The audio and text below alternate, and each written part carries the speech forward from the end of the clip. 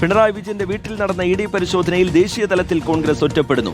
തെരഞ്ഞെടുപ്പ് കാലത്ത് എന്തുകൊണ്ട് കേന്ദ്ര ഏജൻസികൾ പിണറായി വിജയനെ തൊടുന്നില്ല എന്ന രാഹുൽ ഗാന്ധിയുടെ പരാമർശം കോൺഗ്രസിനെതിരെ ആയുധമാക്കുകയാണ് പ്രതിപക്ഷ പാർട്ടികൾ. ആം ആദ്മി പാർട്ടി കൺവീനർ അരവിന്ദ് കെജ്രിവാൾ, തമിഴ്നാട് മുൻ മുഖ്യമന്ത്രി എം.കെ. സ്റ്റാലിൻ അടക്കം പ്രധാന നേതാക്കൾ കോൺഗ്രസിനെതിരെ വിമർശനം ഉന്നയിച്ചു കഴിഞ്ഞു.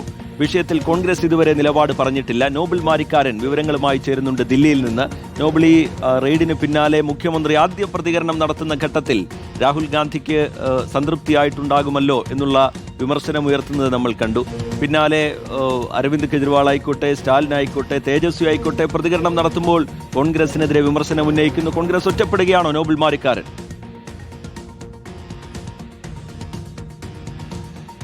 റിജിത്ത്, പിണറായി വിജയന്റെ വസതിയിലടക്കം നടന്ന ഇ ഡി പരിശോധനയിൽ എന്താണെങ്കിലും ദേശീയ തലത്തിൽ കോൺഗ്രസിന് എതിരെ പ്രതിപക്ഷ കക്ഷികളിലെ പ്രധാനപ്പെട്ട നേതാക്കൾ രംഗത്ത് വരുന്ന കാഴ്ചയാണ് കാണാൻ കഴിയുന്നത്. കോൺഗ്രസ് ഇക്കാര്യത്തിൽ ഒറ്റപ്പെട്ടു പോകുന്നു എന്ന കാര്യത്തിൽ യാതൊരു സംശയമില്ല. കാരണം ഈ തെരഞ്ഞെടുപ്പ് കാലത്ത് എന്തുകൊണ്ട് പിണറായി വിജയനെ ഇ ഡി തൊടുന്നില്ല എന്ന ചോദ്യം രാഹുൽ ഗാന്ധി വിവിധ ഇടങ്ങളിൽ ചോദിച്ചിരുന്നു. അത് വലിയ തരത്തിൽ ദേശീയ തലത്തിലൊക്കെ ചർച്ചയാവുകയും ചെയ്തതാണ്. അതിന് പിന്നാലെ ഇന്നലെ മുഖ്യമന്ത്രി ദില്ലിയിൽ ഉള്ളപ്പോൾ തന്നെ ഇത്തരത്തിൽ ഇ ഡിയുടെ ഒരു നടപടി ഉണ്ടായിരിക്കുന്നു. സ്വാഭാവികമായും ഇന്നലെ അരവിന്ദ് കെജ്രിവാളിലാണെങ്കിലും അതോടൊപ്പം എം.കെ. സ്റ്റാലിനൊക്കെ ആണെങ്കിൽ പോലും ഈ വിഷയത്തിൽ കോൺഗ്രസിന് എതിരെ രൂക്ഷമായ ഭാഷയിൽ തന്നെയാണ് പ്രതികരിച്ചിരിക്കുന്നത്. കോൺഗ്രസും ബി.ജെ.പിയും തമ്മിലുള്ള ഡീലാണ് വ്യക്തമായത് എന്നായിരുന്നു അരവിന്ദ് കെജ്രിവാളിന്റെ പ്രതികരണം. എം.കെ. സ്റ്റാലിനാകട്ടെ ചില കോൺഗ്രസ് നേതാക്കളുടെ പൊള്ളത്തരങ്ങൾ പുറത്തായി എന്ന് അദ്ദേഹവും വിമർശിച്ചു. സ്വാഭാവികമായും പ്രതിപക്ഷ ഐക്യവുമായി ബന്ധപ്പെട്ടുകൊണ്ട് ഏറ്റവും അധികം മുന്നിൽ നിന്ന് പ്രവർത്തിക്കുന്ന പാർട്ടിയാണ് കോൺഗ്രസ്. ഇപ്പോൾ ഇത്തരത്തിൽ തുടരുന്ന ഈ പ്രധാനപ്പെട്ട ഇ ഡി പരിശോധന കോൺഗ്രസിന്റെ ഭാഗത്തുനിന്നാണെങ്കിൽ സോണിയാഗാന്ധി, രാഹുൽ ഗാന്ധി അടക്കമുള്ള നേതാക്കൾ നാഷണൽ ഹെറാൾഡ് കേസുമായി ബന്ധപ്പെട്ടുകൊണ്ട് അന്വേഷണ ഏജൻസികളുടെ, കേന്ദ്ര ഏജൻസികളുടെ നിഴലിലാണ് ഉള്ളത്, അന്വേഷണത്തിന്റെ പരിധിയിലാണ് ഉള്ളത്. ആ ഘട്ടത്തിലെല്ലാം കോൺഗ്രസ് വ്യക്തമാക്കിയിരുന്നത് രാഷ്ട്രീയ വേട്ടയാടലാണ്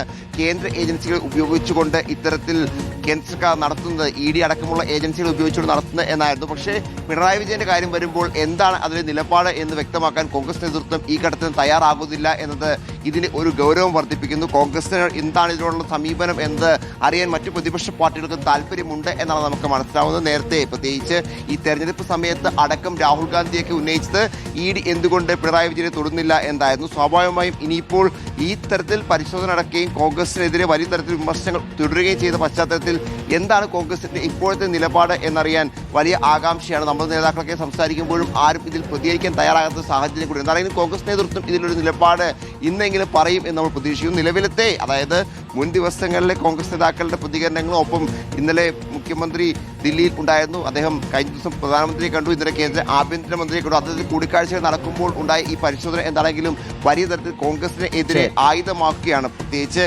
ഇപ്പോൾ എം.കെ. സ്റ്റാലിനാണെങ്കിലും ഒപ്പം അരവിന്ദ് കെജ്രിവാൾ കോൺഗ്രസ് ദേശീയ നേതൃത്വം ഇതുമായി ബന്ധപ്പെട്ട്, റെയ്ഡുമായി ബന്ധപ്പെട്ട് ഔദ്യോഗികമായി നിലപാട് വ്യക്തമാക്കിയിട്ടില്ല.